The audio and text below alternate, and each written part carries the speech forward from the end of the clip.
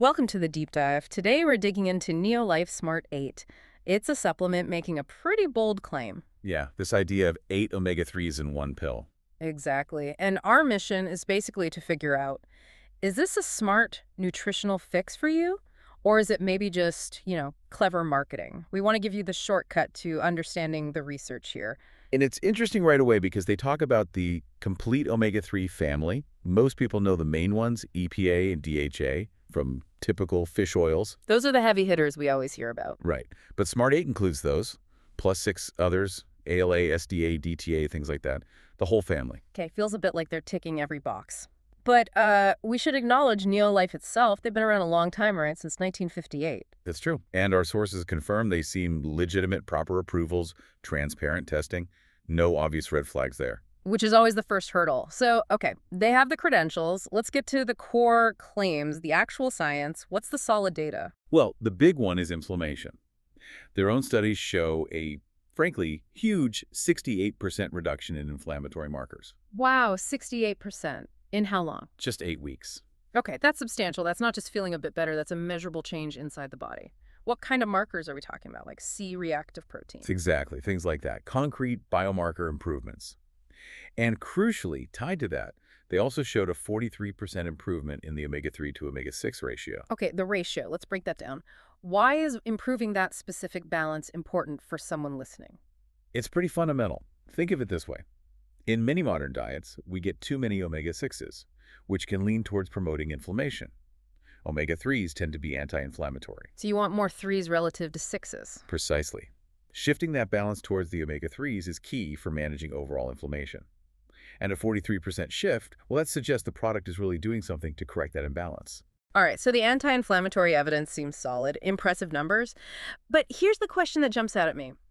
If the big measurable benefit, that 68% drop, comes from high-quality omega-3s generally, why the focus, and likely the premium price, for the other 6 minor ones? Is this complete family angle truly essential or maybe more of a marketing narrative? That is the million-dollar question, isn't it?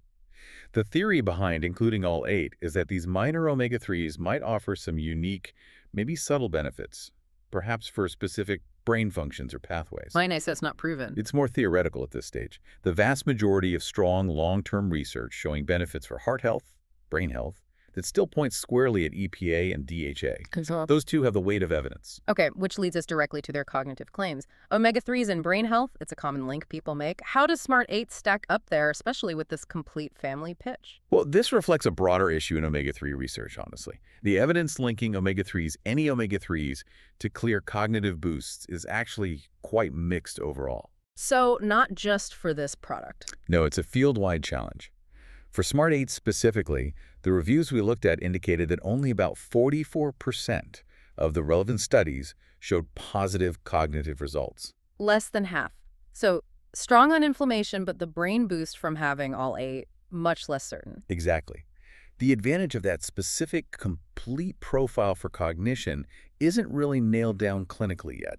So it all kind of boils down to value, doesn't it? We know it's a quality product. The anti-inflammatory data looks good. But are you getting your money's worth paying extra for that specific 8 omega profile? I think it really depends on where you're starting from. If you're totally new to omega-3s, this is a high-quality, comprehensive option. It works. Okay. But if you're already taking a standard EP-a-day supplement, maybe a cheaper one, and you feel it's benefiting you, switching to Smart 8 probably isn't going to, revolutionize your health overnight. You're paying for that potential, that theory of the other 6. Right. You're paying for the theoretical edge of those minor omegas, which just doesn't have the same robust clinical backing yet as the core anti-inflammatory benefits tied mostly to EPA and DHA.